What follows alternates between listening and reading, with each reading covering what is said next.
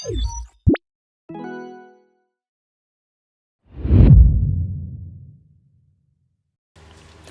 আলাইকুম রহমতুল্লাহ। আজকের ক্লাসে সবাইকে স্বাগত জানাচ্ছি। আমি আব্দুল্লাহ আবরার, পড়াশোনা করছি চট্টগ্রাম মেডিকেল কলেজ। আজকে আমরা যে টপিকটা নিয়ে আলোচনা করব সেটার নাম হচ্ছে অ্যাটিপি। এই অ্যাটিপি টপিকটা নিয়ে অনেকের হাজার রকমের প্রশ্ন থাকে, অনেকের জন্য অনেক কঠিন একটা বিষয়। চলো আজকে আমরা অ্যাটিপি সম্পর্কে জানব। তাহলে প্রথমে আমাদের প্রশ্ন আসবে মনের মধ্যে যে অ্যাটিপি জিনিসটা কী, হোয়াট ইজ অ্যাটিপি। আসো আমরা জানার চেষ্টা করি। যেমন আমরা যদি একটা উদাহরণের মাধ্যমে যাই, একটা দেশের মধ্যে কিন্তু একটা কারেন্সি থাকে। যেমন বাংলাদেশের কারেন্সি টাকা, ইন্ডিয়ান কারেন্সি রুপি, ইভেন বলা যায় আমেরিকান কারেন্সি ডলার। সো বাংলাদেশে যে টাকাটা তৈরি হয় এটা একটা নির্দিষ্ট জায়গায় তৈরি হয়, সেটা হচ্ছে বাংলাদেশ ব্যাংক। এই বাংলাদেশ ব্যাংক ছাড়া বাংলাদেশের অন্য কোনো ব্যাংক চাইলে কিন্তু কী করতে পারে না, টাকা তৈরি করতে পারে না।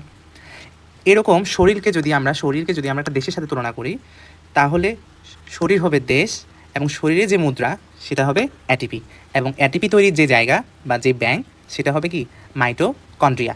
তাহলে শরীরে মাইটোকন্ড্রিয়ায় অ্যাটিপি তৈরি হয়, বাংলাদেশে বাংলাদেশ ব্যাংকে টাকা তৈরি হয়। ঠিক আছে, তাহলে আমরা টাকার সাথে অ্যাটিপির অনেকটা মিল পাচ্ছি। তাহলে কি আমরা বলতে পারি যে অ্যাটিপিকে বডির কারেন্সি বলা চলে? অবশ্যই আমরা বলতে পারি যে অ্যাটিপি হচ্ছে বডির কারেন্সি। হ্যাঁ, আমরা বলতে পারি। আমরা বলতে পারি অ্যাটিপি বডির কারেন্সি। এখন বাংলাদেশের কারেন্সির সাথে এটা একটু তুলনা করে দেখব আমরা। চলো, বাংলাদেশে কয়েক রকমের টাকার নোট আছে। অনেকে ছোটো থেকে শুরু করলে 1 টাকা, 2 টাকা, 5 টাকা। তো আমরা কয়েকটা নোটের উদাহরণ দিয়েছি এখানে: 20 টাকা, 50 টাকা, 100 টাকা, 200 টাকা, 300 টাকা। আবার তুমি 200 টাকা কিন্তু এভাবে ভেঙে লিখতে পারো যে 200 টাকা মানে হচ্ছে 2টা 100 টাকার নোট, 300 টাকা মানে হচ্ছে 3টা 100 টাকার নোট। এভাবে লেখা যায়। এখন বডির মধ্যে যে কারেন্সি আছে ওটার মধ্যে এরকম কোনো কিছু আছে কিনা আমরা দেখি। যেমন বডির মধ্যে আমরা পাবো এএমপি, এডিপি, এটিপি, এফএডিএস2, এনএডিএস2। অ্যাটিপিকে যদি আমরা 100 টাকার একটা নোটের সাথে তুলনা করি, অ্যাটিপি যদি একটা 100 টাকার নোটের সাথে তুলনা করি, তাহলে এফএডিএস2 হবে 2টা অ্যাটিপির সমান, তার মানে 200 টাকার সমান। আবার এনএডিএস2কে যদি আমি এভাবে লিখতে চাই, তাহলে এনএডিএস2 হবে 3টা অ্যাটিপির শক্তির সমান। তার মানে 300 টাকায় যে পরিমাণ তুমি জিনিস কিনতে পারবা, 3টা 100 টাকা দিয়ে সেম পরিমাণ তুমি জিনিস কিনতে পারবা। ঠিক সেম এনএডিএস2তে তুমি যে পরিমাণ শক্তি পাবা, 3টা এটিপি একসাথে মিলাই তুমি ওই পরিমাণ শক্তি পাবা। তাহলে এখান থেকে আমরা বুঝতে পারছি যে অ্যাটিপি থেকে আমরা যে পরিমাণ শক্তি পাবো, এফএডিএস2তে তার চেয়ে বেশি আমরা শক্তি পাবো, দ্বিগুণ পাবো, এবং এনএডিএস2তে কত পাবো, তার 3 গুণ পাবো। এবং এডিপি এবং এএমপিতে অ্যাটিপির তুলনায় কম পাবো, এএমপিতে পাবো এডিপির তুলনায় কম। আচ্ছা, এখন টাকা তো তৈরি হয় তোমার কাগজ থেকে, তাই না? কাগজের সাথে বিভিন্ন কিছু মিলিয়ে টাকাটা তৈরি করা হয়। এখন অ্যাটিপিটা কীভাবে তৈরি হয়? এটিপি আমরা বুঝলাম যে এটা বডির টাকা, বডির কারেন্সি। যেমন তোমার দৈনন্দিন জীবনে কোনো কিছু কিনতে, খেতে, তোমার লাইফ লিড করতে তোমার অলওয়েজ টাকার প্রয়োজন হয়। ঠিক তেমনি বডির মধ্যে যে হাজার হাজার মেকানিজম, হাজার হাজার বিক্রিয়া হয়, সেগুলো সব কিছুর জন্য শক্তির প্রয়োজন হয়। এই শক্তির যোগান দেয় কি? এই অ্যাটিপি, এফএডিএস2, এনএডিএস2 এরা। এখন টাকা তো তৈরি হয় গাছ থেকে, গাছ থেকে কাগজ তৈরি হয়, কাগজ থেকে টাকা তৈরি হয়। তো টাকা যদি গাছ থেকে তৈরি হয় বা টাকা যদি কাগজ থেকে তৈরি হয়, তাহলে অ্যাটিপি কীভাবে তৈরি হয় সেটা আমরা একটু দেখব। আচ্ছা, সেটা দেখার আগে আমাদের যেতে হবে ডিএনএতে। ডিএনএ থাকে কোথায়? ডিএনএ থাকে হচ্ছে তোমার কোষ। এটা যদি কোষ হয়, কোষের নিউক্লিয়াসের মধ্যে থাকে ক্রোমোজোম। এই ক্রোমোজোমের ভিতরে থাকে কি? DNA, deoxyribo nucleic acid. আচ্ছা, এই ডিএনএ হলো নিউক্লিওটাইডের পলিমার। পলিমার মানে কি? পলিমার মানে হচ্ছে এই নিউক্লিওটাইড অনেকগুলা একসাথে মিলে কি তৈরি করে? ডিএনএ তৈরি করে। তাহলে ডিএনএকে ভাঙলে পাবো আমরা হাজার হাজার লক্ষ লক্ষ নিউক্লিওটাইড। এই নিউক্লিওটাইড এর মধ্যে 3টা জিনিস আছে, দেখি কি কি। প্রথমটা থাকে হচ্ছে 5 কার্বনযুক্ত রাইবোজ সুগার। এমন একটা সুগার যেটার গঠনে আমরা কি পাবো? 5টা কার্বন পাবো। এই যে 1টা কার্বন, 2টা কার্বন, 3টা কার্বন, 4টা কার্বন, 5টা কার্বন। এখানে অক্সিজেন থাকে, অক্সিজেন। তাহলে 5 কার্বনযুক্ত রাইবোজ সুগার পাবো, সাথে পাবো নাইট্রোজেন বেস, সাথে পাবো ফসফেট। এই 3টা একসাথে মিলেই বলা হয় কি? নিউক্লিওটাইড। তাহলে আমরা অলরেডি এখানে দেখতে পাচ্ছি নাইট্রোজেন বেসের মধ্যে আছে অ্যাডেনিন, গুয়ানিন, সাইটোসিন, থাইমিন। এই যে তোমরা এই জায়গাটা দেখো যে অ্যাডেনিনের সাথে থাইমিন যুক্ত হয়েছে ডাবল বন্ড, তারপরে গুয়ানিনের সাথে সাইটোসিন যুক্ত হয়েছে কি দিয়ে? ট্রিপল বন্ড দিয়ে। এগুলো সব নাইট্রোজেন বেস। এই যে এই পাশে যেগুলো আছে, এই পাশে যেগুলো আছে, এগুলো সব নাইট্রোজেন বেস।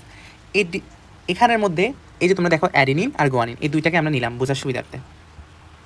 এই অ্যাডেনিন এই গুয়ানিন এই দুইটা হচ্ছে কি নাইট্রোজেন বেস, নাইট্রোজেন বেস বা নাইট্রোজেন ক্ষারক। এই নাইট্রোজেন বেসের সাথে যদি আমি রাইবোজ সুগার যুক্ত করে দিই, এই রাইবোজ সুগারে কার্বন আছে কয়টা? 5টা। এটার স্ট্রাকচারে কার্বন আছে 5টা। যেমন আমরা একটা খুব গুরুত্বপূর্ণ হেক্সোজ সুগার সম্পর্কে জানি, তার নাম হচ্ছে কি গ্লুকোজ। গ্লুকোজে কার্বন থাকে কিন্তু 6টা। আমরা জানি গ্লুকোজের সংকেত C6H12O6। এই যে দেখো C6, তার মানে 6টা কার্বন থাকে। তাহলে আমরা এমন একটা সুগার নিব, এমন একটা শর্করা নিব যার 5টা কার্বন, ঠিক আছে, কার্বন সংখ্যা 5। এই কার্বন সংখ্যা 5টার সাথে যদি আমি নাইট্রোজেন বেস অ্যাডেনিন যুক্ত করি, এটার নাম তখন আর অ্যাডেনিন থাকে না, হয়ে যায় অ্যাডিনোসিন। বা গুয়ানিনকে যদি আমি বেস হিসেবে নিই, গুয়ানিনের সাথে যদি 5 কার্বন বিশিষ্ট রাইবোজ সুগার যুক্ত করি, তখন এটার নাম হয়ে যাবে গুয়ানোসিন। তাহলে এই অ্যাডেনিন গুয়ানিন এগুলোর সাথে যদি আমি পরে একটা ফসফেট যুক্ত করি, তখন হয়ে যায় অ্যাডিনোসিন মনোফসফেট। অ্যাডিনোসিনের সাথে যদি আমি 2টা ফসফেট যুক্ত করি, তখন হয়ে যাবে অ্যাডিনোসিন ডাইফসফেট। এবং অ্যাডিনোসিনের সাথে আমি 3টা ফসফেট যদি যুক্ত করি, হয়ে যাবে অ্যাডিনোসিন ট্রাইফসফেট। তাহলে এগুলো হচ্ছে সংক্ষেপে AMP, ADP, ATP। A for adenosine, M for mono, P for phosphate. তাহলে আমরা দেখব মনো মানে হচ্ছে 1, ডাই মানে 2, ট্রাই মানে 3। যেহেতু এখানে 3টা ফসফেট যুক্ত হয়েছে অ্যাডিনোসিনের সাথে, এই জন্য এটার নাম হয়েছে কি অ্যাডিনোসিন ট্রাইফসফেট। এখান থেকেই ATP আসলো। তাহলে আমাদের যে প্রশ্ন ছিল যে টাকা যদি কাগজ থেকে তৈরি হয়, তাহলে ATP কীভাবে তৈরি হয়? ATP তৈরি হয় এইভাবে। ডিএনএর মধ্যে যে নাইট্রোজেন বেস থাকে, ওই নাইট্রোজেন বেসের সাথে যদি আমি 5 কার্বনযুক্ত শর্করা যুক্ত করি, তার নাম হয়ে যাবে অ্যাডিনোসিন। এই অ্যাডিনোসিনের সাথে যদি আমি পর্যায়ক্রমে 3টা ফসফেট যুক্ত করি, তখন আমরা কি পাবো? অ্যাডিনোসিন ট্রাইফসফেট বা ATPকে পাবো। ঠিক আছে? আচ্ছা, এখন এই ATP থেকে যদি আমরা বলি যে ATP বডি শরীরের টাকা বা মুদ্রা, বায়োলজিক্যাল কয়েন, এই ATPতে এনার্জিটা কোত্থেকে আসলো? এই যে বায়োলজিক্যাল এনার্জি কয়েন বলি আমরা, শক্তি মুদ্রা, এই শক্তি জিনিসটা ATPর মধ্যে কেমনে আসলো বা কোন জিনিসটা থেকে আমরা অ্যাকচুয়ালি শক্তিটা পাই, সেটা দেখার জন্য আমাদের কী করতে হবে? এই ATP, এই যে ATP, এটার গঠন দেখতে হবে। ATPর গঠন, চলো আমরা ATPর গঠন নিয়ে পড়ালেখা করি। ATPকে যদি আমরা ভাঙি, আমরা কী কী পাবো ওখানে? আমরা পাবো একটা রাইবোজ সুগার, এই যে দেখো 5 কার্বনযুক্ত রাইবোজ সুগার, তার একটা কার্বন থাকে এখানে 2, 3, 4, এটা হচ্ছে 4, এটা হচ্ছে 5 কার্বনযুক্ত রাইবোজ সুগার পাবো। তারপর পাবো হচ্ছে একটা নাইট্রোজেন বেস, এখানে হচ্ছে অ্যাডেনিন, এই জিনিসটা হচ্ছে নাইট্রোজেন বেস। সাথে পাবো 3টা ফসফেট, যেহেতু আমরা ATP দেখতেছি 3টা ফসফেট, একটা ফসফেট, 2টা ফসফেট, 3টা ফসফেট, তাহলে এটার নাম হবে কি অ্যাডিনোসিন ট্রাইফসফেট বা ATP। আচ্ছা, ATP, তারপর অ্যাডিনোসিন ডাইফসফেটের আমরা যদি দেখি স্ট্রাকচারটা কেমন হবে, এই যে একটা 5 কার্বনযুক্ত শর্করা থাকবে রাইবোজ সুগার, সাথে থাকবে অ্যাডেনিন যেটা 1 নাম্বার কার্বনে যুক্ত থাকবে, এবং 5 নাম্বার কার্বনে যুক্ত থাকবে 2টা ফসফেট, একটা 2টা। এটার নাম তখন হবে এডিনোসিন ডাইফসফেট। আমরা আগেই বলছি মনো ডাই, এই যে ডাই মানে হচ্ছে 2, আবার ডি মানে কিন্তু কি বাদ দেয়া, এটা আমরা সামনে দেখব। এই জিনিসটা ডি মানে হচ্ছে বাদ দেয়া আর ডাই মানে 2। আচ্ছা, এখন আমরা শক্তিটা কোথায় পাবো, এটা হচ্ছে আমাদের মেন প্রশ্ন। তোমরা যদি এখানে তাকাও, এই যে একটা ফসফেট আর একটা ফসফেট একটা বন্ধনের মাধ্যমে যুক্ত হয়েছে না? অবশ্যই। তাহলে 3টা ফসফেট কয়টা বন্ধনের মাধ্যমে যুক্ত হয়েছে? 2টা, একটা 2টা। এই যে 2 নাম্বার বন্ড যেটা আছে, এটা হচ্ছে 1 নাম্বার বন্ডের তুলনায় বেশি অস্থায়ী এবং উচ্চ শক্তির বন্ধন। মানে এই বন্ধন শক্তি যত, এই বন্ধনের বন্ধন শক্তি যত, তার চেয়ে এই বন্ধনের বন্ধন শক্তি কি একটু বেশি, এবং এটা অস্থায়ী, এটা সহজেই ভেঙে যেতে পারে।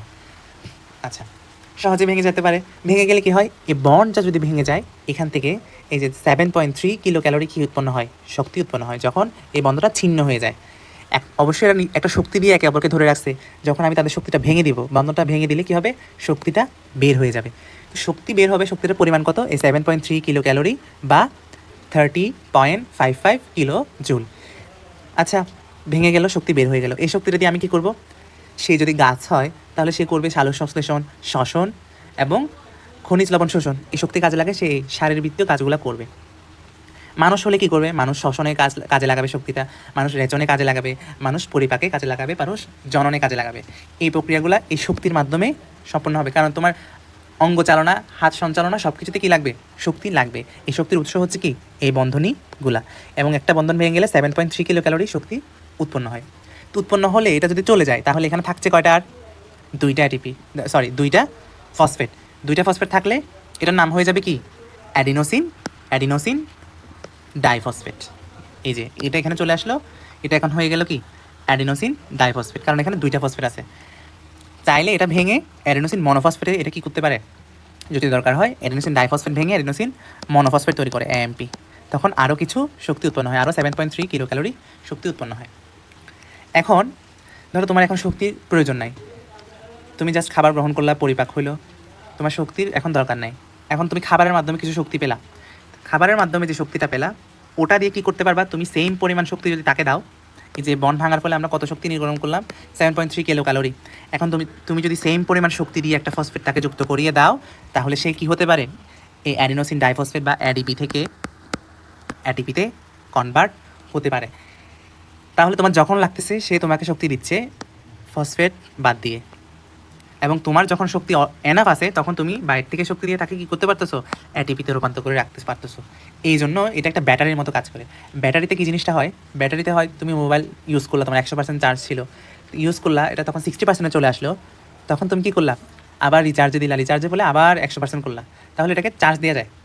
এই অ্যাটিপিটাও কিন্তু সেম, অ্যাটিপি তোমার যখন লাগতেছে তখন তুমি ইউজ করতেছো, তখন 7.3 কিলো ক্যালোরি শক্তি পাচ্ছ, আবার সেম শক্তি তুমি দিয়ে তাকে আবার অ্যাটিপিতে রূপান্তর করে রাখতে পারতেছো ভবিষ্যতের জন্য। এই যে অ্যাটিপি থেকে অ্যাডিপি তৈরির প্রক্রিয়া, এটাকে বলা হয় ডিফসফোরাইলেশন। এই আমরা আগেই বললাম, ডি মানে হচ্ছে বাদ দেয়া, বাদ দেয়া। দেখো এখানে ফসফেট একটা বাদ চলে যাচ্ছে না, ফসফেট একটা বাদ চলে যাচ্ছে, এই জন্য এই প্রক্রিয়ার নাম হচ্ছে কি, ডিফসফোরাইলেশন। আবার ঠিক সেম তার উল্টাটা হবে, এই যে আমরা এখানে ফসফেট একটা যুক্ত করছি, একটা ফসফেট যুক্ত করছি, যুক্ত করে অ্যাডিপি থেকে অ্যাটিপিতে রূপান্তর করে রাখছি, এটাকে বলা হয় ফসফোরাইলেশন। তাহলে দুইটা একটা একটার বিপরীত, যেখানে ফসফেট বের হয়ে যায় ওটা হচ্ছে ডিফসফোরাইলেশন, আর যেখানে ফসফেট যুক্ত হয় অ্যাডিপি থেকে অ্যাটিপি তৈরি হয় ওটার নাম হচ্ছে কি, ফসফোরাইলেশন। এই যে ফসফোরাইলেশন, অ্যাডিপি থেকে অ্যাডিপি এর সাথে ফসফেট যুক্ত হয়ে অ্যাটিপি তৈরির প্রক্রিয়া হচ্ছে ফসফোরাইলেশন, এবং অ্যাটিপি থেকে ফসফেট মুক্ত হয়ে শক্তি নির্গমনের প্রক্রিয়া হচ্ছে কি, ডিফসফোরাইলেশন। এই ফসফোরাইলেশনে 7.3 কিলো ক্যালোরি শক্তি তোমার বাইরে থেকে দেওয়া লাগবে, বাইরে থেকে দেওয়া লাগবে। আর ডিফসফোরাইলেশনে কী হবে, তুমি 7.3 কিলো ক্যালোরি শক্তি তুমি পাবা কাজ করার জন্য। আচ্ছা, তাহলে অ্যাটিপির বৈশিষ্ট্য আমরা অলরেডি বলে ফেলছি যে এটা রিচার্জেবল ব্যাটারি হিসেবে কাজ করে এবং জৈব শক্তি মুদ্রা হিসেবে কাজ করে, তোমার বডির যে কোনো ফাংশনে এই শক্তি মুদ্রা তোমার কাজে লাগবে।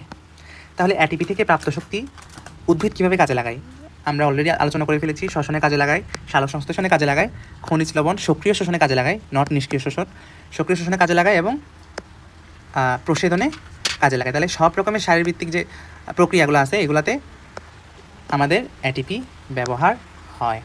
তাহলে প্রাণী কী কী করে দেখি, প্রাণী পরিপাক, জনন, রেচন, শ্বসন, চলন, এই কাজগুলা অ্যাটিপি থেকে প্রাপ্ত শক্তির মাধ্যমেই করে।